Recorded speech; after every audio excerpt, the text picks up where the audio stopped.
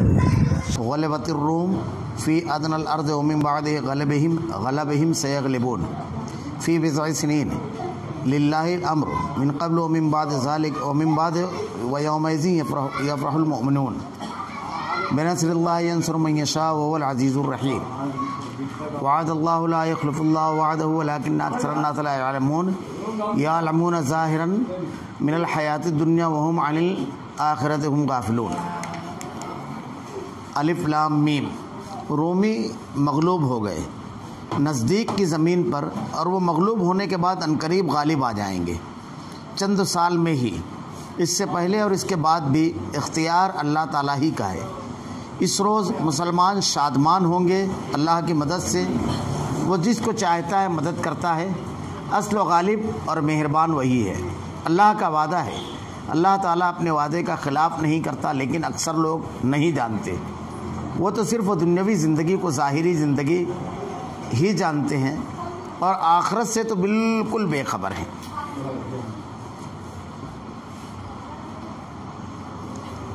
الف لام میم غلبت الروم، الف لام میم رومی مغلوب ہو گئے۔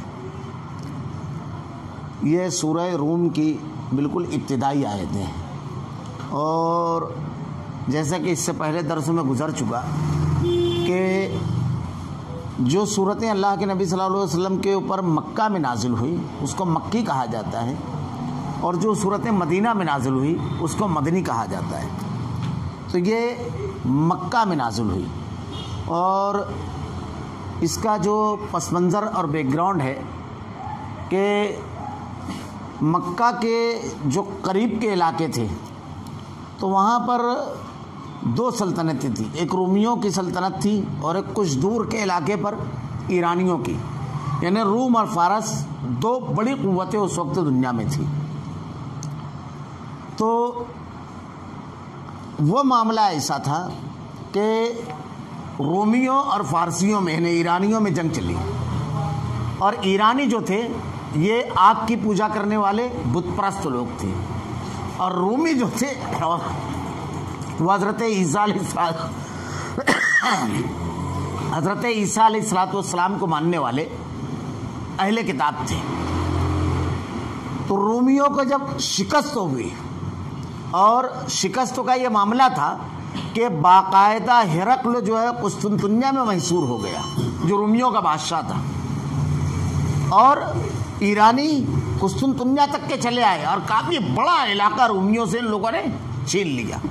جب یہ خبریں مکہ پہنچی تو مشرکین مکہ کو اس سے بڑی خوشی ہوئی، کیونکہ وہ بھی مشرک تھے، غیر اللہ کے پجاری، اور یہ لوگ جو فارسی تھے ایران کے لوگ، ان لوگوں کا بھی معاملہ تھا کہ آگ کی پوجا کرنے والے آتش پرست لوگ تھے۔ تو اس وجہ سے ان لوگوں کی ہمدردی ان لوگوں کے ساتھ تھی، اور مسلمانوں کا معاملہ یہ تھا کہ وہ اللہ کو ماننے والے تھے، رسول کو ماننے والے تھے، اللہ کی کتاب کو ماننے والے تھے، اور عیسیٰ علیہ السلام کے اوپر ایمان لانے والے جو عیسائی ہیں ان کا بھی معاملہ یہ ہے کہ وہ اللہ کو مانتے ہیں، رسول کو مانتے ہیں، کتاب کو مانتے ہیں، تو ان کو اہل کتاب کہا جاتا ہے۔ تو اس وجہ سے ان کی ہمدردیاں ان کے ساتھ تھی۔ اب جب یہ خبریں پہنچی تو مسلمانوں کو اس سے بڑا دکھ ہوا۔ اللہ رب العالمین نے اس صورت کو نازل فرمایا۔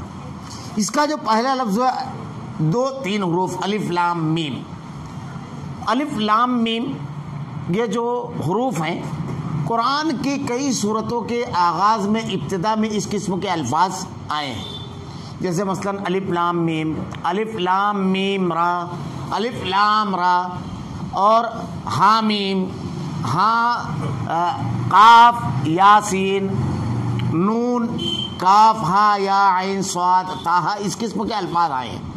اس کا کوئی ترجمہ اللہ کے نبی صلی اللہ علیہ وسلم نے نہیں بتایا ہے کہ اس کا کیا معنی اور ترجمہ ہے، اور صحابہ کرام سے ائمہ اعظام سے بھی اس سلسلے میں کچھ مروی نہیں ہے۔ اس لیے یہ چیزیں جیسی بیان کی گئی ہے بعین ہی ویسا ہی ترجمہ آپ کو قرآن مجید میں ملے گا۔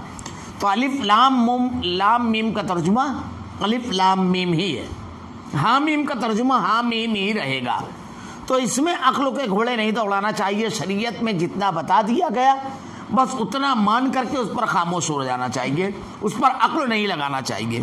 اللہ نے ارشاد فرمایا الف لام میم غلبت الروم، رومی مغلوب ہو گئے، غالب آ گئے ان کے اوپر فارسی لوگ، رومی مغلوب ہو گئے. فی ادنى الارض وهم من بعد غلبهم سيغلبون، نزدیک کی زمین پر اور وہ مغلوب ہونے کے بعد عنقریب غالب آ جائیں گے. مغلوب ہو گئے لیکن اللہ رب العالمین خبر دے رہا ہے کہ مغلوب ہونے کے بعد عنقریب وہ غالب آ جائیں گے. اللہ کے نبی صلی اللہ علیہ وسلم نے قرآن کی آیتیں جب مشرکین مکہ کے سامنے اور صحابہ کرام کے سامنے پڑھی تو یہ بالکل خلاف واقعہ بات تھی. اور اگر آپ اس پر غور کریں گے ان آیتوں پر، خلاف واقعہ کیسے کہ مسلسل شکستوں کی جن لوگوں کی خبر آ رہی ہے ان کے بارے میں قرآن یہ کہہ رہا ہے کہ یہ فاتح ہو جائیں گے، یہ غالب آ جائیں گے. یہ پیشن گوئی ہے، لیکن عام پیشن گوئیوں اور اس پیشن گوئیوں میں دیکھنے زمین اور آسمان کا فرق ہے. اللہ کے نبی صلی اللہ علیہ وسلم کو اللہ رب العالمین نے اگر کسی چیز کا علم دیا، کوئی پیشن گوئی آپ نے کی تو بالکل خلاف واقعہ اور بالکل صحیح ثابت ہوئی. اللہ کے نبی صلی اللہ علیہ وسلم کے سچے نبی ہونے کی یہ دلیل بھی ہے کہ جب اللہ رب العالمین نے آیتیں نازل فرمائی تو چونکہ مسلمانوں کا تو اس بات پر ایمان و یقین تھا کہ اللہ کے نبی صلی اللہ علیہ وسلم کی زبان اقدس سے نکلا ہوا کوئی جملہ غلط نہیں ہوتا، اور یہ تو کلام الہی ہے، اللہ نے ارشاد فرمایا، اس لیے یہ غلط نہیں ہو سکتا. حضرت ابوبکر صدیق رضی اللہ تعالیٰ عنہ سے ابی بن خلف کی گفتگو ہوئی. اس کی جب گفتگو ہوئی تو آپ نے ارشاد فرمایا، واللہ میں کہہ رہا ہوں کہ رومی غالب آئیں گے. شکستوں کی خبر آ رہی ہے اور یہ کہہ رہے ہیں کہ رومی غالب آئیں گے، میں کہہ رہا ہوں واللہ. تو کہا شرط لگا لو. کہا ٹھیک ہے لگا لو شرط. تو ان لوگوں کی آپس میں شرط لگی کہ 3 سال کے اندر رومی غالب آ جائیں گے. جب انہوں نے شرط لگائی 10 اونٹ کی تو اللہ کے نبی صلی اللہ علیہ وسلم کے پاس آئے اور اللہ کے رسول صلی اللہ علیہ وسلم سے آ کر کے بیان فرمایا. تو آپ نے کہا کس بنیاد پر تم نے شرط لگائی؟ بولے اس بنیاد پر کہ اللہ نے نازل فرمایا ہے اور اللہ رب العالمین کا جو کلام ہے وہ غلط نہیں ہو سکتا. اللہ نے نازل فرمایا، اس کی صداقت کا یقین ہے مجھ کو، اس لیے میں نے شرط لگائی ہے. تو اللہ کے نبی صلی اللہ علیہ وسلم نے ارشاد فرمایا، بضع کا معنی جو ہے 10 سال تک، 1 سال سے 9 سال تک میں بولا جاتا ہے. آپ اس کی مدت بڑھا لو اور اس کے بعد مزید اونٹوں کی تعداد بڑھا لو. تو 100 اونٹ کا جب یہ دوبارہ ابی بن خلف کے پاس گئے تو وہ دیکھنے لگا تو کہنے لگا کہ تم کو اپنی شرط پر جو تم نے لگائی تھی شاید اس پر کچھ ندامت ہو رہی ہے کہ کہیں مسئلہ الٹا نہ ہو جائے، تو آپ اس کو تبدیل کرنے آئے ہو یا کچھ ختم کرنے؟ کہا نہیں، مجھ کو یہ کامل یقین ہے، اس کی مدت پر صرف بات کرنے آیا ہوں. آپ اس کی مدت بڑھا لیجیے 7 سال اور اس کے بعد اونٹوں کی تعداد. تو کہا 100 اونٹ کی تعداد پر ہم لوگوں کے درمیان یہ معاملہ رہا. اور پھر اس کے بعد اللہ رب العالمین نے جب غلبہ دیا، فتح دی، تو یہاں پر لوگوں نے بڑی وضاحت کے ساتھ لکھا ہے کہ شرط اسلام میں جائز نہیں ہے، لیکن یہ احکامات نازل ہونے سے پہلے یہ چیز ہوئی تھی، یہ سب حکم نہیں آیا تھا. اور جب اونٹ ملے 100 تو حضرت ابوبکر صدیق رضی اللہ تعالیٰ نے پورا کا پورا تقسیم کر دیا لوگوں میں، کچھ اپنے پاس نہیں رکھا. اللہ کے رسول صلی اللہ علیہ وسلم کے سچے رسول ہونے کی شہادت اور گواہی بھی ہے یہ، کیونکہ دنیا میں جتنی بھی پیشن گوئی ہے تو وہ حالات دیکھ کر کے حالات کی مناسبت سے آدمی کرتا ہے، لیکن اللہ کے نبی صلی اللہ علیہ وسلم نے جتنی بھی پیشن گوئی کی ہے بالکل خلاف واقعہ، یعنی حالات بالکل خلاف، اور آپ پیشن گوئی اس کے بالکل خلاف کر رہے ہیں. یہاں رومیوں کے شکستوں کی خبر آ رہی ہے اور آپ اعلان کر رہے ہیں اللہ کی کتاب کے ذریعے اللہ کا پیغام سنا رہے ہیں کہ عنقریب یہ غالب آ گئے. جو شکست کھا رہے ہیں ان کے غالب ہونے کی خبر دے رہے ہیں اللہ کے نبی صلی اللہ علیہ وسلم. دوسری پیشن گوئیاں بھی دیکھیے اللہ کے نبی صلی اللہ علیہ وسلم کی. آپ مکہ سے مدینہ کی طرف ہجرت کے لیے نکلے. جب آپ ہجرت کے لیے نکلے تو کیا صورتحال تھی؟ آپ کے گھر پر مشرکین مکہ نے تمام قبیلے کے ایک جوان رانا کو جمع کیا تھا اور ایسے 50 نوجوان تلوار لے کر آپ کے دروازے پر بیٹھے ہوئے تھے کہ آپ کو قتل کر دیں. اللہ رب العالمین نے آپ کی مدد کی. آپ وما رمیت اذ رمیت ولکن اللہ رمی، ان کو سروں پر کھاد ڈالتے ہوئے آپ نکل گئے اور آپ جا کر کے 3 روز آپ غار ثور میں رکے. اور پھر اس کے بعد جب آپ وہاں سے نکلے تو آپ کا گھر محفوظ نہیں تھا کیونکہ مشرکین مکہ نے آپ کا گھر گھیرا تھا. دوسرے روز جب صبح بیٹھے ہوئے ہیں تو ایک شخص کا گزر ہوا تو کہا کس کے انتظار میں ہو؟ کہا محمد صلی اللہ علیہ وسلم کے وہ باہر برآمد ہو تو ہم ان کو قتل کر دیں گے۔ کہا تم ناکام ہو گئے، کیونکہ وہ تو نکل چکے اپنے ایک ساتھی کے ساتھ۔ جب انہوں نے دیکھا کہ چادر اوڑے ہوئے کوئی شخص سو رہا ہے اندر، تو کہا نہیں ہے، تو کہا اٹھایا تو دیکھا تو حضرت علی رضی اللہ تعالیٰ عنہ تھے، جنہیں اللہ کے نبی صلی اللہ علیہ وسلم نے کہا تھا کہ میرے بستر پر میری چادر اوڑھ کر سو جانا، اور یہ جو مشرکین مکہ کی امانتیں میرے پاس رکھی ہوئی ہے ان کو ان کے حوالے کر کے پھر تم مکہ سے ہجرت کرنا مدینہ کے لیے۔ جب ان کو اٹھایا گیا تو حضرت علی رضی اللہ تعالیٰ عنہ تھے۔ اللہ کے نبی صلی اللہ علیہ وسلم جب مکہ سے نکلے تو آپ کا گھر بھی محفوظ نہیں، آپ اپنے گھر کو چھوڑنے پر مجبور، اپنے شہر کو چھوڑنے پر مجبور۔ اب جب آپ نکلے تو مشرکین مکہ جب ناکام ہوئے اس میں، تو انہوں نے یہ کیا کہ اعلان کیا اس میں ایک آدمی کا جو پتہ بتا دے گا۔ 2 لوگ تھے، حضرت ابوبکر صدیق رضی اللہ تعالیٰ عنہ اللہ کے نبی صلی اللہ علیہ وسلم کے ساتھ تھے، تو اللہ کے رسول کا یا ابوبکر صدیق یہ دونوں کا پتہ اگر کوئی بتا دے تو اس کو ایک کا پتہ بتانے پر 100 سرخ اونٹ اور دونوں کا پتہ بتانے پر 200 سرخ اونٹ انعام دیے جائیں گے۔ اور اس وقت تو سب سے بڑی دولت سرخ اونٹ تھی، سب سے بڑی دولت، انتہائی قیمتی ہوتے تھے۔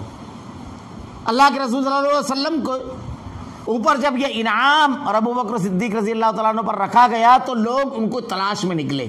واقعات بہت سارے ملتے ہیں، اس میں ایک واقعہ ملتا ہے سراقہ بن جعصم۔ یہ کہتے ہیں کہ میرے قبیلے میں بھی یہ خبر آئی کہ ان دونوں کا پتہ بتانے والے کو 200 سرخ اونٹ ملیں گے۔ ہم لوگ بیٹھے ہوئے تھے مجلس لگا کر کے، مجھ کو ایک شخص نے آ کر کے خبر دی کہ 2 لوگوں کو فلاں راستے پر جاتے ہوئے میں نے دیکھا ہے۔ جب اس نے یہ بات کہی، مجلس میں آ کر کے کہی، تو میں نے کہا ارے وہ تو فلاں فلاں ہے، میں اس کی تحقیق کر چکا ہوں، تاکہ لوگوں کا دماغ اس طرف سے ہٹ جائے اور انعام میں اکیلا حاصل کر لوں۔ اب اس کے بعد میں نے اپنا گھوڑا اپنی لونڈی سے کہا کہ اس ٹیلے کے پیچھے لے کر کے میرا گھوڑا اور میرا سامان آ۔ اب اس کے بعد میرے تیر اور گھوڑے کو لے کر کے جب وہ اس ٹیلے کے پیچھے پہنچی تو میں نے اللہ کے نبی صلی اللہ علیہ وسلم اور حضرت ابوبکر صدیق رضی اللہ تعالیٰ عنہ کا پیچھا کیا۔ جب آپ کے پیچھے گیا تو جب ان کے قریب گیا تو میں نے جب تیر نکالا تو وہ تیر نکلا جس کو میں ناپسند کرتا تھا۔ اس کے بعد 3 مرتبہ ان کا گھوڑا ٹھوکر کھا کے گرا۔ جب 3 مرتبہ یہ گرے گھوڑے سے تو ان کو لگا کہ معاملہ کچھ اور ہے، تو اللہ کے نبی صلی اللہ علیہ وسلم سے امن کا پروانہ لکھوایا، یا اللہ کے نبی میں یہاں سے لوٹ جاتا ہوں لیکن مجھ کے امن کا پیما وہ عہد لکھ دیجیے۔ اللہ کے رسول صلی اللہ علیہ وسلم نے جب ان کو دیکھا سراقہ بن جعصم کو تو ایک جملہ کہا تھا، سراقہ میں تمہارے ہاتھوں میں کسرا کے کنگن دیکھ رہا ہوں۔ کیا کہا اللہ کے نبی نے؟ میں تمہارے ہاتھوں میں کسرا کے کنگن دیکھ رہا ہوں۔ یہ اس وقت اللہ کے نبی نے کہا تھا جب مکہ میں آپ اپنے گھر سے رات میں چپکے سے نکلنے پر مجبور ہوئے۔ آپ کا گھر بھی محفوظ نہیں، مکہ بھی محفوظ نہیں، اور آپ اس حالت میں وقت کی سب سے بڑی سپر طاقت کے بادشاہ کا کنگن کہتے ہیں کہ میں تیرے ہاتھوں میں کسرا کے کنگن دیکھ رہا ہوں۔ کتنے خلاف واقعہ بات ہے، حالات کیسے اور پیشن گوئی کیسی، بالکل خلاف واقعہ نبی پیشن گوئی کرتے ہیں، بالکل خلاف واقعہ اور بالکل سچی ثابت ہوتی ہے۔ یہ دنیا کے عام پیشن گوئی کرنے والے جھوٹے قذاب لوگوں کی بات نہیں ہوتی ہے جو اندازہ لگاتے ہیں۔ حضرت سراقہ کے بارے میں آتا ہے کہ جب یہ بالکل کافی طویل عمر ہو گئی، ان کے ایک مرتبہ طبیعت بگڑی، لوگ جب ان کے پاس گئے تو تسلی کے لیے آدمی کہتا ہے کہ توبہ اور استغفار کرو، لگتا ہے شاید آخری وقت ہے۔ کہا نہیں، صادق و مصدوق محمد صلی اللہ علیہ وسلم نے میرے بارے میں کہا تھا کہ میں اس کے ہاتھوں میں کسرا کے کنگن دیکھ رہا ہوں، جب تک یہ ہاتھ کسرا کے کنگن نہ پہن لیویں موت نہیں آئے گی۔ حضرت عمر رضی اللہ تعالیٰ عنہ کے دور میں جب کسرا فتح ہوا تو آپ کے ہاتھ میں وہ کنگن ڈالے گئے حضرت سراقہ کے۔ اللہ کے نبی صلی اللہ علیہ وسلم کی جو پیشین گوئیاں ہیں، آپ کے سچے نبی ہونے کی دلیلوں میں سے یہ دلیل بھی ہے۔ اللہ کے رسول صلی اللہ علیہ وسلم نے جس کے بارے میں جو کہا زندگی میں بالکل سچ ثابت ہوا۔ غزوہ بدر سے پہلے اللہ کے نبی صلی اللہ علیہ وسلم نے صحابہ کرام سے کہا ابو جہل یہاں مارا جائے گا، شیبہ کا لاشا یہاں پڑا ہوگا، عتبہ یہاں قتل کیا جائے گا، ولید کو یہاں پر لوگ ماریں گے، کون شخص کہاں مارا جائے گا، اللہ کے نبی صلی اللہ علیہ وسلم نے ایک دن پہلے صحابہ کرام سے بیان فرمایا. اور جب آپ نے مشرکین مکہ کے لشکر کو دیکھا اور سارے سرداران قریش کو دیکھا تو کہا صحابہ سے کہ مکہ نے اپنے کلیجے نکال کر رکھ دیے ہیں. اور اس کے بعد جب آپ نے یہ بیان فرمایا تو صحابہ کہتے ہیں کہ دوسرے روز ایک سردار بھی ایسا نہیں تھا کہ اللہ کے نبی نے اس کے بارے میں جس جگہ کہا تھا اسی جگہ سے کچھ ذرا سا بھی فاصلے سے ملا ہو. اسی جگہ مارا گیا جہاں اللہ کے نبی صلی اللہ علیہ وسلم نے ایک دن پہلے کہا تھا. اللہ کے رسول صلی اللہ علیہ وسلم کے سچے نبی ہونے کی بے شمار دلیلیں ہیں. باقاعدہ دلائل النبوہ کے نام سے ایک کتاب ہے باقاعدہ. اللہ کے نبی صلی اللہ علیہ وسلم نے ابو لہب کے 2 لڑکے تھے، عتبہ اور عتیبہ. ان دونوں سے اللہ کے نبی نے اپنی 2 بیٹیوں کا نکاح کیا نبوت سے پہلے. لیکن نبوت جب ملی بدائی نہیں ہوئی تھی تو ابو لہب جو آپ کا چچا تھا، انتہائی شدید آپ کا مخالف بھی تھا، تو اس نے اپنے دونوں بیٹوں کو کہا کہ دونوں بیٹیوں کو طلاق دے دو. تو اس کا ایک لڑکا جو تھا عتبہ، اس نے ایک مرتبہ اللہ کے نبی صلی اللہ علیہ وسلم کے چہرے انور پر تھوکنے کی کوشش کی. تھوک تو آپ کے چہرے پہ نہیں آیا، لیکن اللہ رب العالمین صلی اللہ کے نبی نے ارشاد فرمایا اللہ اپنے کتوں میں سے کوئی کتا اس کے اوپر چھوڑ دے. مکہ میں یہ بات کہی تھی. کس کو کہی تھی؟ ابو لہب کے بیٹے کو، جس کے بارے میں اللہ نے قرآن میں کہا تبت یدا ابی لہب، ابو لہب تیرے ہاتھ ٹوٹ جائے. بڑا دشمن تھا اللہ کے نبی صلی اللہ علیہ وسلم کا. اللہ کے رسول صلی اللہ علیہ وسلم جب دعوت کے کام کے لیے نکلتے تو آپ کے پیچھے پیچھے نکلتا اور کہتا ان کی بات نہ سننا، ان کی بات کی وجہ سے بھائی کے مخالف، باپ بیٹے کے مخالف ہو جاتا ہے، اس کی باتوں میں جادو ہے. پیچھے پیچھے مخالفت کرتا تھا، شدید ترین مخالفین میں سے تھا. اللہ تعالیٰ نے ارشاد فرمایا تیرے ہاتھ ٹوٹ جائیں. اور بڑی عبرتناک موت مرا ہے وہ. اگر آپ پڑھیں اس کی موت کیسے ہوئی. اس کو غزوہ بدر میں وہ شریک نہیں ہوا تھا. بدر کے بعد چند دنوں کے بعد اس کو عدسہ نامی ایک بیماری ہوئی جس میں بغل میں پھوڑا نکلتا تھا، اور وہ لوگ اس کو وبائی بیماری مانتے تھے عرب کے لوگ، طاعون ٹائپ. تو بخار آیا اور مر گیا. جب وہ مرا تو کوئی اس کی لاش کے قریب نہیں جاتا تھا، ایسی لاش پڑی ہوئی تھی راہ پر، راستے پر. اس کے بیٹے بھی 1-2 روز جب گزر گیا تو لوگوں نے کہا تم کو شرم نہیں آتی، کم سے کم تمہارے باپ کو ٹھکانے تو لگا دو. تو انہوں نے ایک گڑھا کھودا، غلاموں سے کہا کہ گڑھا کھودو. جب گڈھا کھود دیا گیا تو لکڑی سے ڈھکیل کر کے اس کی لاش کھڈے میں گرا گئی، اور لوگوں نے پتھر اور جو بھی تھا کچرا گھان وغیرہ جس کو ہم بولیں گے اس سے اس کی لاش کو پاٹ دیا. یہ اس کی موت تھی. خیر، اللہ کے نبی نے اس کے بیٹے کے بارے میں کہا اللہ اپنے کتوں میں سے کوئی کتا اس کے اوپر چھوڑ دے. یہ لوگ ملک شام گئے تجارت کے غرض سے. اس میں ابو لہب کا وہ لڑکا بھی تھا عتیبہ. جب یہ لوگ ایک مقام پر پہنچے، قافلہ رکنے سے پہلے ایک شیر گزرا. تو عتیبہ کہتا ہے محمد صلی اللہ علیہ وسلم نے مکہ میں بیٹھ کر مجھ کو مروا دیا. تو لوگوں نے کہا کیوں؟ کہا انہوں نے کہا تھا کہ اللہ اپنے کتوں میں سے ایک کتا چھوڑ دے، یہ شیر مجھ کو کھا جائے گا. کہا تجھ کو خوف ہے بلا وجہ کا؟ خوف لاحق ہے، ایسا کچھ نہیں ہے. کہا نہیں. اس کے بعد سارے سامان کو ایک جگہ قافلے کے لوگوں نے جمع کیا اور کہا تم اس کے اوپر سو جاؤ. اور خود قافلے کے تمام لوگ اس کے ارد گرد تلواریں اپنے پاس رکھ کر کے لیٹ گئے. سب کی آنکھ لگ گئی.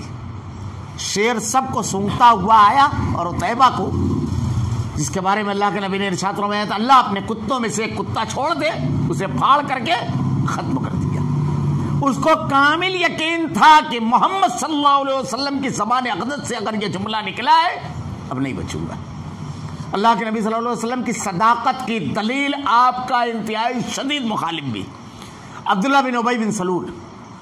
اللہ کے نبی صلی اللہ علیہ وسلم کو اس نے پیغام بھیجا کہ میں تم کو قتل کرنے کے لیے گھوڑا پالا ہوں جس کو روزانہ 4 سیر چنا کھلاتا ہوں، اور ایک تلوار جسے میں نے زہر میں ڈبایا ہے اور بہت دھار دے کر رکھی ہے. احد کے میدان میں جب جنگ کا خاتمہ ہوا، جنگ بے نتیجہ تھی وہ، اور اللہ تعالیٰ نے اس جنگ کے بارے میں قرآن میں بیان فرمایا تلک الایام نداولها بین الناس. اس میں 70 صحابہ شہید ہوئے تھے اس جنگ میں. اللہ تعالیٰ نے کہا ہم دن ہیں یہ عدلتے بدلتے رہتے ہیں. تو جنگ کے خاتمے پر جب لوگ ادھر ادھر تھے تو کئی واقعات ہوئے، اس میں یہ اللہ کے نبی صلی اللہ علیہ وسلم کے سامنے آیا اور آ کر اللہ کے رسول صلی اللہ علیہ وسلم کو للکارا، تو اللہ کے نبی صلی اللہ علیہ وسلم اس کے مقابلے میں جب جانے لگے تو صحابہ کرام نے کہا اللہ کے نبی رک جائیں گے، ہماری موجودگی میں آپ کو کوئی للکارے، آپ کی طرف کوئی بری نظروں سے نہیں دیکھ سکتا، اللہ یہ کہ تلوار اٹھا ہتھیار اٹھا لے وے، کیونکہ یہ وہ جانثار صحابہ کرام تھے کہ ان لوگوں نے غزوہ احد میں ایک صحابی اللہ کے نبی صلی اللہ علیہ وسلم کے اوپر ایسے پیٹ کر لیا آپ نے اور آپ کا چہرے انور کو اپنے سینے کے پاس کیا، اللہ کے نبی کاندھے کی طرف سے جب سر اٹھا کر دیکھتے تو کہتے کہ اللہ کے رسول اپنے سر کو نہ اوپر کیجیے، مبادا کوئی بھٹکا ہوا تیر آئے اور آپ کو لگ جائے، تیر اپنی پیٹھ پر لے رہے ہیں لیکن جنبش نہیں کر رہے ہیں۔ یہ ایسے صحابہ کرام تھے جو ایک اشارے پر اللہ کے نبی کی اپنی جان دے دیں۔ ارشاد فرمایا کہ اللہ کے رسول نہیں، اللہ کے نبی صلی اللہ علیہ وسلم نے کہا ہٹ جاؤ، اس نے مجھ کو للکارا ہے، اور سچا نبی جو ہوتا ہے چیلنج سے کبھی بھاگتا نہیں ہے، کبھی نہیں۔ اللہ کے نبی صلی اللہ علیہ وسلم کے ہاتھ میں ایک چھوٹا سا نیزہ تھا، آپ نے جب اس کو لہرایا تو صحابہ کرام ادھر ادھر ہو گئے، اور اس کے بعد آپ نے اس نیزے کو، وہ پورا سر سے پیر تک کے لوہے میں ڈوبا ہوا تھا، سر پر ذرہ بختر اور سینے پر ذرہ بختر اور سر پہ خود، گردن کے پاس تھوڑا سا حصہ خالی تھا، چھوٹا سا نیزہ تھا، اللہ کے نبی صلی اللہ علیہ وسلم نے تاک کر وہیں نیزہ مارا، مقابلہ ہوا، جب آپ نے نیزہ مارا تو نیزہ برابر نہیں لگا، بالکل ایسی ہلکی سی خراش آئی، جو کتابیں جن لوگوں نے اس واقعے کو نقل کیا بڑی تفصیل کے ساتھ لکھتے ہیں، خراش اتنی معمولی سی تھی کہ صرف خون کا معمولی سا جس میں نکلنا رہتا ہے، مطلب لالی پڑ جاتی ہے والی خراش، تو وہ بھاگا، کیونکہ اللہ کے نبی صلی اللہ علیہ وسلم نے اس کو پیغام دیا تھا کہ تو نہیں میں تجھے قتل کروں گا، اور یہ بات اس کے علم میں تھی۔ غزوہ احد کے لیے جب نکلنے لگا ہوا تو اس کی بیوی کہتی ہے تمہارے یسربی بھائی یعنی محمد صلی اللہ علیہ وسلم کی بات تم کو یاد نہیں ہے کہ انہوں نے کہا تھا کہ میں تمہیں قتل کر دوں گا؟ تو کہا میں ایک تیز رفتار گھوڑا دے کر لے کر جا رہا ہوں، جیسے ہی حالات بدلیں گے جنگ کے فوراً نکل جاؤں گا، یعنی اس کو بھی یقین تھا، فرار کے پورے انتظام سے نکلا تھا۔ ان کی بیوی کہتی ہے، اس کی بیوی کہتی ہے اللہ کے نبی صلی اللہ علیہ وسلم نے جب اس کو نیزہ مارا وہ بھاگا تو مشرکین کے لشکر سے جا کے ملا، اور کچھ دور چلنے کے بعد چیخنا شروع کیا اور چلانا شروع کیا۔ لوگوں نے کہا کیا بات ہے؟ کہا مجھ کو محمد صلی اللہ علیہ وسلم نے مدینہ میں رہ کر قتل کر دیا۔ تو لوگوں نے جب اس کا زخم دیکھا تو کہا یہ جو زخم ہے، اتنا زخم جب ہمارے بچوں کو لگتا ہے تو وہ کھیلنا بھی نہیں چھوڑتے ہیں، اور تم موت کی ایسا لگتا ہے موت آ گئی ہے۔ تو کہا کہ اگر اس پوری وادی کے درمیان جتنے لوگ ہیں سب میں یہ زخم کی سوزش اور جلن تقسیم کر دی جائے تو ساروں کو موت آ جائے۔ اللہ کے نبی نے ارشاد فرمایا اللہ رب العالمین نے جہنم کی آگ بھر دی تھی اس زخم میں، اور راستے میں وہ مر گیا تڑپ تڑپ کر کے راستے میں۔ تو اللہ کے نبی صلی اللہ علیہ وسلم کی جو پیشن گوئی تھی بالکل خلاف واقعہ تھی، یہ آپ کے سچے نبی ہونے کی دلیل بھی ہے۔ اللہ تعالیٰ یہاں ارشاد فرما رہا ہے، مسلسل مکہ میں خبر آ رہی ہے کہ فلاں جگہ ایرانیوں نے حملہ کیا اور رومیوں سے وہ شہر خالی کرا دیا، پھر خبر آتی ہے فلاں علاقے کو آج پھر خالی کرا لیا، فلاں علاقے کو آج پھر خالی کرا دیا، روز خبر آ رہی ہے کہ رومی یہاں شکست کھا گئے، یہاں شکست کھا گئے، یہاں شکست کھا گئے۔ اور اللہ رب العالمین اپنے کلام میں اعلان کر رہا ہے الف لام میم غلبت الروم فی ادنی الارض من بعد غلبہم سیغلبون فی بضع سنین، رومی مغلوب ہو گئے، ان قریب غالب آ جائیں گے۔ شکست خوردہ لوگوں کے بارے میں اعلان کیا جا رہا ہے کہ یہی غالب آئیں گے چند سال میں ہی، اس سے پہلے اور اس کے بعد بھی اختیار اللہ تعالیٰ کا ہی ہے، اور اس روز مسلمان شادماں ہوں گے۔ چند سال گزرے، ہرقل جو رومیوں کا بادشاہ تھا اس نے اپنے تمام لوگوں کو جمع کیا، تمام فوج کو منظم کیا، اب پلٹ کر جب حملہ شروع کیا تو تاریخ میں آتا ہے کہ کسریٰ اور ایرانیوں کو مدائن تک کھدیڑ دیا اس نے، وہاں تک کہ ان کا پیچھا کیا، مدائن تک کے پوری قوت اور شوکت توڑ دی۔ اب اس سلسلے میں کچھ تاریخی واقعات بھی ملتے ہیں، لیکن اللہ کے نبی صلی اللہ علیہ وسلم کی اوپر جو اللہ نے کلام نازل کیا تھا وہ بالکل سچا ثابت ہوا۔ اللہ کے نبی صلی اللہ علیہ وسلم کی بات 7 سال کے اندر ثابت ہو گئی۔ بعض لوگوں نے لکھا ہے کہ غزوہ بدر جب ہوا تو غزوہ بدر کے فوراً بعد یہ واقعہ ہوا.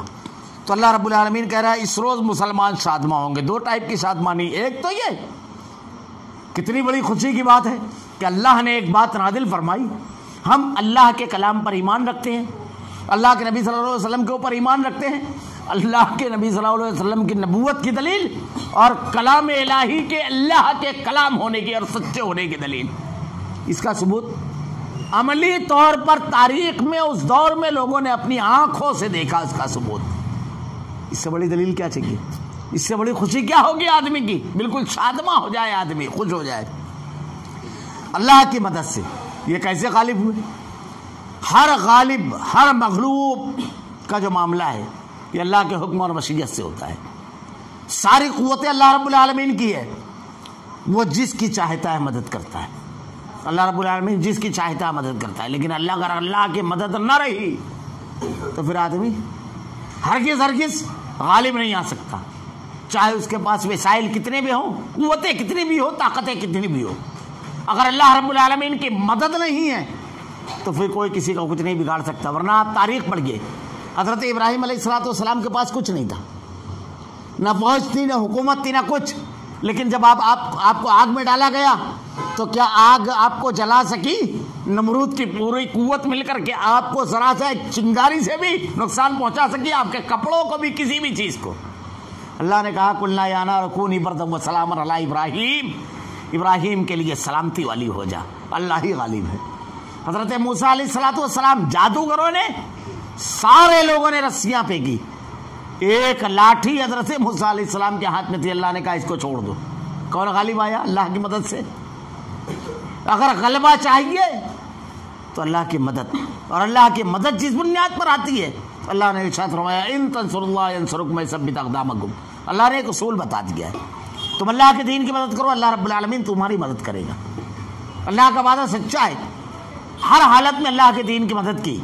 اللہ کے نبی اور صحابہ کرام نے اللہ کے دین کو, پیغام کو پہنچایا. لوگوں نے غزوہ بدر میں کیسی کیسی مدد آئی اللہ کی جانتے ہیں آپ؟ 3 ٹائپ کی مدد آئی ہے غزوہ بدر میں. 313 مسلمان تھے اور 1000 مشرکین مکہ. اللہ کے نبی صلی اللہ علیہ وسلم جب بدر کے میدان میں پہنچے تو صحابہ کرام نے 2 مشرکین مکہ کے غلاموں کو پکڑ کر لایا. یہ اللہ کے نبی صلی اللہ علیہ وسلم کی ذہانت دیکھیے. جب ان غلاموں سے پوچھتے تھے کتنی ہے تعداد, تمہارا تعلق لشکر سے ہے یا قافلے سے؟ تو جب وہ کہتے لشکر سے تو صحابہ مارتے, جب قافلے سے کہتے چھوڑ دیتے. اللہ کے نبی نماز پڑھ رہے تھے, نماز سے فارغ ہوئے, پوچھا کن سے ہو؟ کہا لشکر سے. کہا کتنی تعداد ہے؟ کہا نہیں معلوم. اب راز چھپانا ہے تو کسی سے راز کیسے اگلوانا ہے یہ دیکھیے. ہمارے یہاں ٹارچر کرتے ہیں لوگ, ٹارچر سے نہیں, بعض لوگ کہتے ہیں جان دے دیتے ہیں لیکن راز نہیں اگلتے ہیں. لیکن ذہین آدمی ایسا سوال کرتا ہے کہ سامنے والے کو سمجھے ہی نہیں کہ میں راز نکال رہا ہوں, اور میں راز دے دیا, سمجھے ہی نہیں. اللہ کے نبی صلی اللہ علیہ وسلم نے کیا پوچھا؟ اللہ کے رسول صلی اللہ علیہ وسلم نے پوچھا اچھا چھوڑو, یہ بتاؤ کتنے اونٹ روزانہ کٹتے ہیں؟ غلاموں نے سمجھا اس کا تعداد سے تو کوئی تعلق نہیں ہے. کہا کسی دن 9 کسی دن 10. اللہ کے نبی نے ارشاد فرمایا 1 اونٹ 100 آدمیوں کے لیے کافی ہوتا ہے. ان کی تعداد 900 سے 1000 کے درمیان ہے, چھوڑ دو. کتنی آسانی سے نکال لیا. ان لوگوں نے سمجھا اونٹ کی تعداد معلوم کر رہے ہیں, لیکن اللہ کے نبی صلی اللہ علیہ وسلم کتنے لوگ اس میں کھاتے ہیں وہ پوری تعداد نکال لی, پوری تعداد. اتنی ذہانت سے آپ نے سوال کیا تھا. خیر, اللہ رب العالمین نے 3 ٹائپ کی مدد کی. پہلی یہ کہ بارش ہوئی. بارش جب ہوئی تو مشرکین مکہ نیچے کی طرف تھے, پورا پانی بہ کر ادھر گیا, کیچڑ ہو گیا زمین, اور ادھر ریتیلی زمین تھی, جم گئی. ان کے لیے چلنا دوبار ہو گیا, یہاں آسانی ہو گئی چلنے پھرنے کی. دوسری مدد یہ کہ اللہ تعالیٰ نے ان کے دلوں میں خوف ڈال دیا اور صحابہ کرام کے دلوں میں امن ڈال دیا. صحابہ کہتے ہیں ہم کو ایسی نیند آ رہی تھی کہ تلوار چھوٹ رہی تھی بدر کے روز, اور صحابہ کہتے ہیں اتنی سی تعداد, ذرا دیر میں ان کو ہم مار کے نکل جائیں گے. بہت کم دکھتی تھی ان کی تعداد. حوصلے ٹوٹ گئے مشرکین مکہ کے. اور آپ یاد رکھیے, جنگ میں اگر آدمی جنگ ہار جائے, مقابلہ ہار جائے, کوئی بات نہیں, دوبارہ لڑ سکتا ہے. لیکن اگر حوصلہ ہار جائے تو لڑ ہی نہیں سکتا. اللہ نے ان کے حوصلوں کو توڑ دیا. دشمن کے حوصلوں کو اللہ توڑ دے گا. وہ تم سے لڑنے کے کتنا بھی ہتھیار ہو, اگر حوصلہ نہیں ہے تو لڑنے کے لائق کہاں آدمی رہ جاتا ہے. یہ اللہ کی مدد.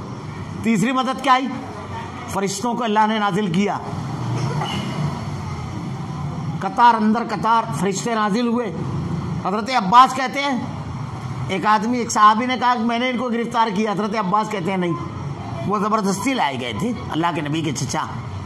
تو کہتے ہیں ایک بغیر بالوں والے بہت نورانی چہرے والے شخص نے مجھ کو گرفتار کیا جو دکھائی نہیں دیتے۔ تو اللہ کے نبی نے کہا صحابی سے رک جاؤ، ایک بزرگ فرشتے کے ذریعے اللہ تعالیٰ نے تمہاری مدد کی۔ ایک صحابی کہتے ہیں میں ایک مشرک کے پیچھے تلوار لے کر دوڑا مارنے کے لیے، اچانک میں نے دیکھا کہ ایک کوڑا اس کے اوپر لگا اور اس کے پیشانی سے لے کر ناف تک کے پورا نشان کالا ہو گیا اور وہ گرا گھوڑے سے۔ ایک شخص کو قتل کرنے کے لیے ایک صحابی آگے بڑھے، ابھی تلوار اس کے قریب نہیں گئی تھی کہ اس کی گردن کٹ کے گری۔ تو اللہ تعالیٰ نے اس قسم کی مدد کی اللہ کے نبی صلی اللہ علیہ وسلم کی۔ تو غالب کوئی بھی جو غالب ہوتا ہے اللہ رب العالمین کی مشیت، اللہ رب العالمین کی اس سے اصل و غالب اور مہربان وہی ہے اللہ تعالیٰ۔ اللہ کا وعدہ ہے اور اللہ تعالیٰ اپنے وعدے کے خلاف نہیں کرتا، لیکن اکثر لوگ نہیں جانتے۔ اللہ رب العالمین اپنے وعدے کے خلاف نہیں کرتا۔ جب اللہ رب العالمین نے اہل ایمان سے کہہ دیا کہ تم شادماں ہوگے، خوش ہوگے، تو ہونا ہی ہے۔ اللہ کا وعدہ سچا ہے۔ آدمی اپنے کردار کا ہمیشہ جائزہ لے کہ کہیں میرے کردار میں کوئی غلطی تو نہیں ہے۔ اللہ تعالیٰ نے قرآن میں کہا ہے وَلَا تَهِنُوا وَلَا تَحْزَنُوا وَأَنْتُمُ الْأَعْلَوْنَ إِن كُنتُم مُؤْمِنِينَ، نہ تم خوفزدہ ہوگے نہ غمگین۔ ایک شرط لگائی اللہ نے۔ آج دیکھو تو پوری دنیا میں ہمارے اوپر خوف بھی طاری ہے اور غم بھی طاری ہے، پھر کیا معاملہ ہے؟ اللہ نے آگے ایک شرط لگائی ہے، اس شرط کو پوری کیجیے، اللہ کا وعدہ سچا ہے۔ وَلَا تَهِنُوا وَلَا تَحْزَنُوا وَأَنْتُمُ الْأَعْلَوْنَ إِن كُنتُم مُؤْمِنِينَ، اگر تم ایمان والے رہو گے۔ اگر کامل ایمان دل میں اتر گیا، غم اور خوف نہیں رہے گا۔ میں ایک مثال اکثر دیتا ہوں، دیکھیے آج ہمارا معاملہ کیا ہے۔ ہمارے لیے یہ دنیا کے جو حالات ہیں، آج پوری دنیا کا ایسا لگتا ہے ایک ملت ہو گئی ہے مسلمانوں کے لیے۔ اور شیخ سعدی نے کہا تھا کبھی کہ آسمان سے اگر کوئی مصیبت اترتی ہے تو ایسا لگتا ہے وہ ہمارے ہی گھر کا پتہ پوچھتی ہے۔ تو دنیا میں بھی کوئی مصیبت آتی ہے، مسلمان قوم کہاں رہتی ہے پہلے یہ پوچھتی ہے، چاہے برما ہو، چاہے فلسطین ہو، چاہے افغانستان ہو، چاہے ہندوستان ہو، چاہے چین ہو، دنیا کے مختلف ممالک دیکھیے اور مسلمانوں پر ہونے والے مسلسل مظالم دیکھیے۔ ملک شام میں مسلمانوں کا جس طرح رافضیوں نے قتل عام کیا وہ دیکھیے، ایران میں جو کچھ مسلم بستیوں میں، سنی بستیاں جو ہیں، جو کچھ ظلم ہو رہا ہے وہ دیکھیے آپ۔ یہ حالات جو ہیں یہ ہم دیکھتے ہیں، خوف، غم، ہر جگہ حوصلہ توڑ دینے والی خبریں۔ تو کیا یہ ہمارے حوصلے توڑ دے گی؟ اصل مسئلہ یہ ہے کہ میں ایک مثال اکثر دیتا ہوں، جنگل کا گھنا ہونا اور درندوں کا زیادہ ہونا شکاری کے لیے کبھی مسئلہ نہیں رہتا۔ ایک آدمی اگر شکاری ہے تو جنگل اگر بہت گھنا ہے، آپ اس کو بتائیں گے درندے بہت زیادہ ہے، تو اس کے لیے کوئی ٹینشن کی بات ہے کیا؟ ارے وہ تو شکاری ہو تو بولے گا بہت مزہ آئے گا، زیادہ شکار ملے گا۔ مسئلہ کب ہوگا جانتے ہو؟ جب اس کے پاس آلات شکار نہ ہو، یعنی بندوق، تلوار، تیر جس سے شکار کرتے ہیں وہ نہیں ہوگا تو پھر کیا ہوگا؟ پھر مسئلہ تو ہوگا نا، پھر وہ خود شکار ہو جائے گا۔ تو ہمارے لیے جنگل کا گھنا ہونا، درندوں کا زیادہ ہونا مسئلہ نہیں ہے۔ ہمارے لیے مسئلہ کیا ہے؟ ہمارے پاس آلات شکار ہے، واقعی ایمان، عمل، اللہ کی رضا اور خوشنودی والا وہ ضابطہ ہمارے پاس ہے، ہم کو اپنا محاسبہ کرنا ہے۔ دیکھیے اہل ایمان کی ایک علامت ہے، جب کوئی مصیبت نازل ہوتی ہے، جب بھی کوئی مصیبت اور پریشانی آتی ہے، چاہے انفرادی زندگی میں یعنی گھریلو مسائل ہوں، بیوی کا مسئلہ، بچے کا مسئلہ، کاروبار کا مسئلہ، پڑوسی کا مسئلہ، کچھ بھی، کوئی بھی تکلیف، یا اجتماعی، شہری سطح پر، ملکی سطح پر، بین الاقوامی سطح پر، ہمارے لیے اگر وضعیت کا باعث ہے تو کیا کرتا ہے مومن کا طریقہ کیا ہوتا ہے؟ پہلے وہ سب سے پہلے اپنا محاسبہ کرتا ہے، میں کہاں چوک رہا ہوں، کیونکہ اللہ نے کیا کہا؟ اولا یرون انہم یفتنون فی کل عام مرۃ او مرتین ثم لا یتوبون ولا هم یذکرون، سال میں ایک یا دو مرتبہ انہیں آزمائش میں، فتنے میں، امتحان میں مبتلا کیا جاتا ہے۔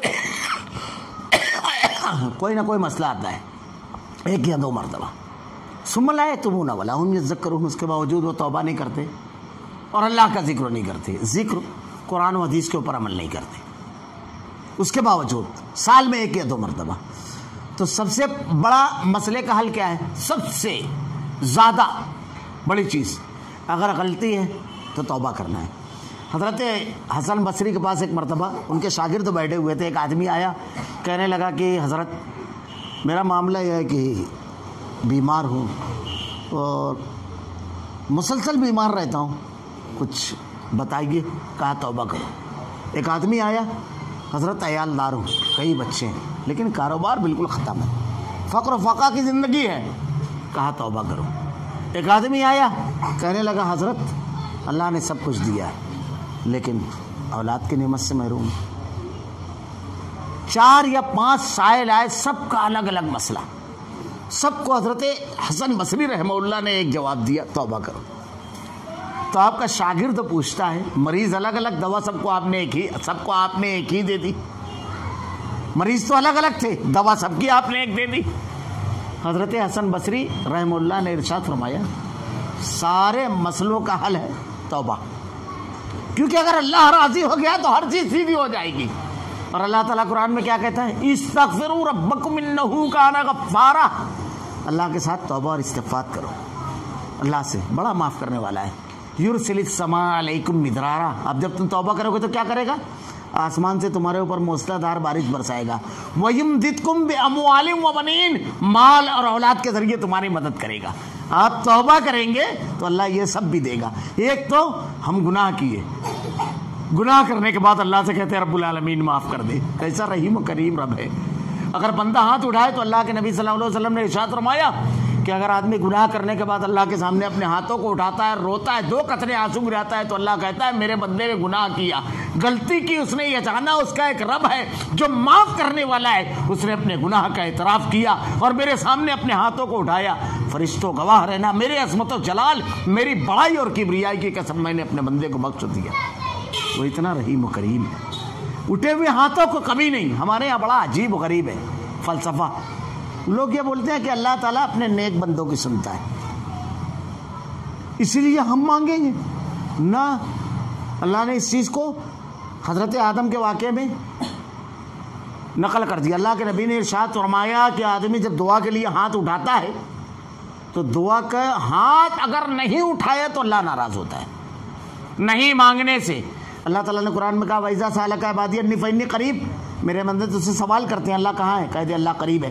وَأُجِيبُ دَعْوَةَ الدَّاعِ إِذَا دَعَانِ فَلْيَسْتَجِيبُوا لِي وَلْيُؤْمِنُوا بِي لَعَلَّهُمْ يَرْشُدُونَ. میرے بندے مجھ سے سوال کرتے ہیں، اللہ نے یہ نہیں کہا سنتا ہوں، کیا کہا؟ قبول کرتا ہوں. کوئی دعا رد نہیں ہوتی ہے، بات یاد رکھیے. اللہ سے اگر آدمی مانگتا ہے تو کوئی دعا نہیں. کیا ہوتا ہے؟ کبھی کبھی ہم جو دعا مانگتے ہیں بالکل وہی مل جاتا ہے ہم کو. کبھی ایسا ہوتا ہے کہ اس کی وجہ سے آنے والی کوئی مصیبت ٹل جاتی ہے. کبھی ایسا ہوتا ہے اللہ اس کو رکھ دیتا ہے اور قیامت کے روز اللہ رب العالمین اس کو ہماری نیکیوں میں بدل دے گا. یعنی دعا کی شکل بدلتی ہے لیکن دعا قبول ضرور ہوتی ہے. 3 میں سے کوئی بھی ایک چیز ملے گی، یا تو جو مانگا ہے وہی مل جائے گا، یا تو کوئی حادثہ ٹل جائے گا، اور یا تو قیامت کا ذخیرہ. دعا اللہ تعالیٰ کسی کی رد نہیں کرتا. یہاں پر میں صرف اشارہ دے دوں، اللہ جانتا تھا میرے بندوں میں کچھ ایسے لوگ ہوں گے جو میرے ایسے بندے جو عمل کم کرتے ہیں، جو گنہگار ہیں، ان کو روکیں گے میرے رحم سے، میرے کرم سے. نہ، یاد رکھنا پوری دنیا کے لوگوں کے لیے اللہ تعالیٰ روزانہ آسمان دنیا پہ آتا ہے آخری وقت میں رات کے فجر سے تھوڑا پہلے، اور ارشاد فرماتا ہے اے ضرورت مند اپنی ضرورت کو پیش کر، اے مانگنے والے مانگ، عطا کیا جائے گا. ہم سوئے رہتے ہیں، اٹھ جائیں بس مانگ لیتے. اس نے تو خود اعلان کیا ہے، اور وہ کیسا قبول کرنے والا ہے. بس اشارہ کر دوں، حضرت آدم علیہ السلام کو جب ابلیس نے سجدہ نہیں کیا، اللہ نے کہا نکل جا میرے دربار سے، راندہ درگاہ ہو جا. تو ایک عجیب کام کیا تھا ابلیس نے. وہ کہتا ہے عجیب کام، ابلیس سے برا کوئی دنیا میں ہے؟ کوئی ہے؟ نہیں. ہو سکتا ہے؟ نہیں، کوئی نہیں ہو سکتا. لیکن اس نے کیا کیا؟ جب اللہ نے ارشاد فرمایا نکل جا میرے دربار سے، تو اس نے ہاتھ اٹھایا اور کہا، کیا کہا؟ رب انظرنی الی یوم یبعثون قال انک من المنظرین الی یوم الوقت المعلوم. اے اللہ مجھ کو وقت معلوم تک، قیامت تک چھوٹ دے. ہاتھ اٹھایا، دعا کی. وہ اتنا رحیم و کریم ہے اپنے بندوں کے لیے کہ ابلیس کو بھی خالی ہاتھ نہیں لوٹایا. کہا جا میں نے تجھ کو قیامت تک چھوڑ دی. ہم کو خالی ہاتھ لوٹائے گا؟ اس نے کہا ہے اپنے ہاتھوں کو پھیلاؤ تو وہ کتنا رحیم و کریم ہے، وہ کتنا عطا کرنے والا ہے۔ ہم اللہ کی عظمت نہیں جانتے، اسی لیے ہمارے آج یہ فلسفہ ہے، ہم ادھر ادھر آج جو بھٹک رہے ہیں۔ اللہ کیسے خزانوں کا مالک ہے؟ اللہ کے نبی نے کہا کہ اگر پوری دنیا کے انسان آدم سے لے کر قیامت تک جتنے بھی پیدا ہوں گے سب سے برے آدمی کی طرح ہو جائیں تو اللہ کی سلطنت میں کوئی کمی نہیں کر سکتے، اور سب سے اچھے آدمی کی طرح ہو جائیں تو سلطنت میں اضافہ نہیں کر سکتے۔ اور اگر یہ سب ایک میدان میں جمع ہو کر کے اللہ سے اپنی ساری مرادیں مانگے، اب کیا کیا مانگے گا آدمی؟ کوئی سوچ سکتا ہے کیا؟ ارے مجھ کو جب معلوم ہو جائے کہ مجھ کو سب ملنے والا ہے تو میں مانگے گا تھوڑی معلوم مانگوں گا، اور ایک دو پلاٹ نہیں مانگوں گا میں، مانگے گا کوئی؟ ساروں کی ساری ضرورتیں اگر اللہ پوری کر دے وے، کیسے خزانوں کا مالک ہے وہ؟ تو اللہ کے خزانوں میں اتنی کمی ہوگی جتنی سمندر میں سوئی ڈبو کے نکالو، وہ ایسے خزانوں کا رب ہے، ہم اس سے نہیں مانگتے۔ اسی لیے اللہ کے نبی نے کہا جوتے کا تسمہ بھی ٹوٹے تو صرف اسی سے مانگو۔ تو اللہ رب العالمین نے کہا وہ اپنے وعدے کا خلاف نہیں کرتا، لیکن اکثر لوگ نہیں جانتے اللہ کا وعدہ ہے اہل ایمان کی مدد کرے گا۔ اللہ تعالیٰ نے جو بات کہی وہ بالکل سچی بات ہے، وہ تو صرف وہ دنیاوی زندگی کے ظاہر کو جانتے ہیں اور آخرت سے بالکل بے خبر ہیں۔ اب بس یہاں پر 2 منٹوں میں اپنی ذرا دیر میں اپنی بات ختم کروں گا۔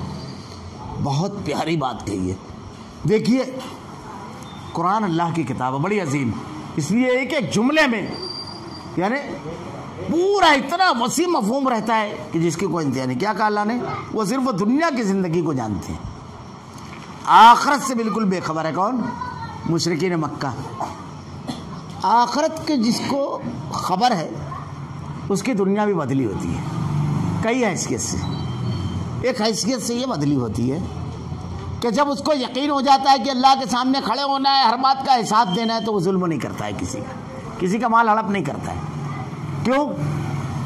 میں نے کسی سے مال لیا، اب مجھ کو 10,000 دینا ہے اس کو، اور میں حساب کتاب ایسے گھماؤں کہ اس میں 1,000 مار دوں یا اور کچھ کر دوں۔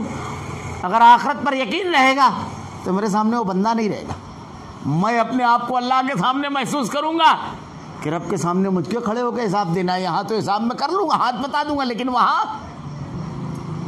پوری کیفیت بدل جائے گی۔ میں کسی کو گالی نہیں دوں گا، میرے سے کمزور ہے، ظلم نہیں کروں گا، کیونکہ اگر ظلم کیا تو قیامت کو روز ایسا انصاف ہوگا کہ بغیر سینگ والی بکری اور سینگ والی بکری کو اللہ اٹھائے گا۔ اگر اس نے بغیر سینگ والی بکری کو ماری ہوگی تو اللہ تعالیٰ دونوں کو کھڑا کرے گا اور سینگ والی بکری کو بیک سینگ والی بکری کو سینگ دے گا اور وہ ایک سینگ مارے گی اور معاملہ ختم کر دے گا۔ تو وہاں نہیں بولنے والے کے ساتھ بھی انصاف ہوگا، یہ تو سامنے زبان والا ہے، یہ جب اللہ کے سامنے کھڑا ہوگا تو میرا کیا ہوگا؟ تو بندہ ظلم نہیں کرتا ہے۔ دوسری چیز، آخرت کا اگر تصور آدمی کے سامنے مضبوط ہوتا ہے تو اس کا شعور بالغ ہو جاتا ہے، بالغ، وہ دنیا کے نفع اور نقصان کے بجائے آخرت کی قیمت جانتا ہے، کیونکہ مرنے کے بعد کی جو زندگی وہ ہمیشہ ہمیشہ کی زندگی ہے، اور اللہ ایسی جنت ایک لوگوں کو دے گا جس کی نعمتیں اس کا تصور نہیں کر سکتے ہم۔ میں ایک مثال اکثر دیتا ہوں، بس وہ مثال دے دوں گا۔ عقیدہ آخرت جس کے سامنے ہوتا ہے، قیامت کرو جب آدمی کھڑا ہوگا اللہ کے جناب میں، تو اللہ نے قرآن میں ارشاد فرمایا ہے کہ اس کو کہا جائے گا کہ اگر تجھ کو ایک وادی بھر کے سونا دیا جائے اور اگر آج تجھ کو اختیار دیا جائے کہ اس سونے کے بدلے تجھ کو نجات مل جائے تو کیا کرے گا؟ تو بولے پورا سونا دے دوں گا۔ تو اللہ کہے گا تو اپنے قول میں جھوٹا ہے، میں تو اس سے بہت کم کا وعدہ کیا تھا، 5 وقتوں کی نمازیں پڑھنا، شرک نہ کرنا، اگر مال ہے تو اللہ کے راستے میں خرچ کرنا، جھوٹ مت بولنا، غیبت نہ کرنا، چغلی، یہی سب چیزیں کہی تھی نا، سب چیز تو نہیں مانگی تھی، تو جھوٹ بول رہا ہے۔ قیامت کو روز اتنا خطرناک معاملہ ہے، بھائی بیٹا باپ کوئی کسی کا کام نہیں آئے گا۔ پورے آخرت کے مناظر کو جب آدمی سامنے رکھے گا، اور قیامت ایسی ہولناک دن کا نام صرف اللہ کی رضا اور خوشنودی، آدمی چاہے گا سب دے کر کے کسی طرح نجات پا جائے۔ جنت اتنی قیمتی شے ہے اللہ کی کہ جب کسی کو ملے گی مومن کو تو اس کے انعام کو دیکھ کر کے آدمی کو اپنی دنیا کی ساری چیزیں بے حیثیت نظر آئے گی۔ آخرت، میں اکثر کہتا ہوں، جس کا آخرت پر یقین غالب ہوتا ہے اس کا شعور بالغ ہوتا ہے۔ آخرت پر یقین رکھنے والے کی مثال اور اس کو نہیں ماننے والے کی مثال بچے اور بڑے کی ہوتی ہے۔ دیکھیے ہماری طرح صحابہ کرام بھی انسان تھے، ان کے بھی رشتہ و پیوند تھے، ان کے بھی تعلقات تھے اور ان کی بھی خواہشیں تھیں، لیکن کیوں وہ تمام چیزوں کو قربان کر دیتے تھے دین پر؟ اس لیے کہ ان کا شعور بالغ تھا۔ ایک چھوٹا سا بچہ ہے یہ، اس کے سامنے آپ 50 گرام برفی کا ٹکڑا رکھیے اور 50 لاکھ کا چیک، یہ کیا اٹھائے گا بچہ؟ ظاہر سی بات ہے برفی اٹھائے گا، اس کو کیا معلوم چیک کی کیا قیمت ہے۔ اب ایک آدمی دن بھر کا بھوکا ہے، 2 دن کا بھوکا ہے اور سنیچر کا دن ہے، اور اس کے سامنے آپ چیک رکھیے اور 50 گرام برفی کا ٹکڑا اور 50 لاکھ کا چیک، کیا اٹھائے گا وہ؟ سمجھدار آدمی عمر والا کیا اٹھائے گا؟ برفی اٹھائے گا؟ کبھی نہیں اٹھائے گا۔ وہ چیک کی بھی قیمت جانتا ہے اور برفی کے ٹکڑے کی بھی قیمت جانتا ہے۔ بچہ صرف برفی کے ٹکڑے کی قیمت جانتا ہے، اس لیے اس نے اس کو اٹھایا، لیکن یہ دونوں کو جانتا ہے ایک دن اور صبر کروں گا، لیکن یہ ارے برفی کی دکان میں کھڑا ہو کر کے پوری برفی خرید لوں گا، ایسی 50 دکانوں میں جا کر کے برفی خریدوں گا پوری اور پھر بھی ختم نہیں ہوگا، تو وہ تھوڑی دیر کے لیے برفی کی لذت کو قربان کرے گا، بھوک کو وہ تھوڑی دیر کے لیے برداشت کر لے گا، کیونکہ وہ جانتا ہے اس کی قیمت کو۔ یہی ہے بندہ مومن کہ دنیا کی لذتوں کو تھوڑی دیر کے لیے وہ ارے یہ تو چند روزہ زندگی ہے، ختم ہو جائے گی، لیکن ہمیشہ کی لذت جنت کی قیمت بھی جانتا ہے وہ مومن، آخرت جاننے والا، اس لیے دنیا کی لذتوں کو، حرام کو، بے حیائی کو، تمام چیزوں کو قربان کر دیتا ہے۔ جنت میں جو ملنے والا ہے اس پر، اور کافر جو ہوتا ہے اس کو نہیں معلوم ہے۔ اسی لیے اللہ تعالیٰ نے کیا کہا؟ وہ تو صرف دنیا کی زندگی کے ظاہر ہی کو جانتے ہیں وہ، اور ایمان کی روشنی جو ہے وہ آخرت کو بتاتی ہے۔ تو حرام ہے ٹھوکر مار دیتا ہے، کروڑوں بھی ہو تو۔ حلال کی چٹنی روٹی ہمارے کہتے تھے نا بزرگوں، نوالے تر سے اچھی لگتی ہے اس کو، کیونکہ وہ جنت کی قیمت جانتا ہو جنت کیا ہے۔ اللہ کے نبی نے ارشاد فرمایا جنتی عورت سجنے کے لیے جو لکڑی استعمال کرے گی وہ دنیا و ما فیہا سے گنتی ہے، دنیا و ما فیہا سے۔ ایک حدیث بیان کر کے اپنی بات سمیٹ دوں گا، انشاءاللہ کہیں جنت کا بیان آئے گا تو میں پوری تفصیل سے جنت کی نعمتیں جو کچھ قرآن و حدیث میں بیان کی گئی ہے وہ میں بتاؤں گا۔ اللہ کے نبی نے کہا قیامت کے روز ایک آدمی کو لایا جائے گا، پیدا ہونے کے بعد سے موت تک اس کی پوری زندگی کیسی گزری ہوگی؟ بیماری، تنگی، مصیبت، پریشانی، فاقہ، لوگ جھڑکے ہوں گے، ظلم ہو، یعنی پوری زندگی جس کو بولیں گے غم، فکر، پریشانی، تکلیف میں کبھی راحت نہیں ملی ہوگی۔ قیامت کے روز اس کو لایا جائے گا اور فرشتوں کو حکم دے گا اس کو صرف جنت میں ڈال کر نکال لو۔ جب اس کو جنت میں ڈال کر کے نکالیں گے اور اس سے پوچھیں گے کہ دنیا کی زندگی کیسی گزارا، کبھی کوئی تکلیف ہوئی؟ بولے یہ کس کو کہتے ہیں؟ پریشانی، دکھ، رنج کبھی؟ بولے یہ سب تو میں جانتا ہی، صرف جنت میں ڈال کر کے اس کو نکالیں گے تو سب بھول جائے گا۔ اور اسی کا خلاف جہنم۔ تو آدمی آخرت اگر جانے گا تو پھر اس کو دنیا کی اور دونوں کی قیمت اور فرق سمجھ میں آئے گا، ورنہ نہیں سمجھ میں آئے گا۔ اللہ تعالیٰ نے کہا یہ صرف دنیاوی زندگی کو جانتے ہیں، آخرت سے بالکل بے خبر ہے۔ انشاءاللہ العزیز آگے جو تفصیلات ہے بڑی زبردست ہو، قرآن کی دھارا ہے، زبردست ہے، زبردست و بحثیں توحید کی، کیوں اللہ ہی کی عبادت کرنا چاہیے، انشاءاللہ تفصیل کے ساتھ آئے گا، اور اللہ کی عظمت اور اللہ رب العالمین کا اختیار یہ ایک مرتبہ حقیقی معنی میں اگر دل میں بیٹھ جائے، سمجھ لیجئے کہ ہماری تمام چیزیں بالکل سیدھی ہو جائے۔ میں اکثر کہتا ہوں جس کے دل میں اللہ کی عظمت ہے کسی اور سے مروب نہیں ہوتا ہے، وہ بڑی سے بڑی شخصیت ہے اس کو خاطر میں نہیں لاتا ہے۔ کیوں؟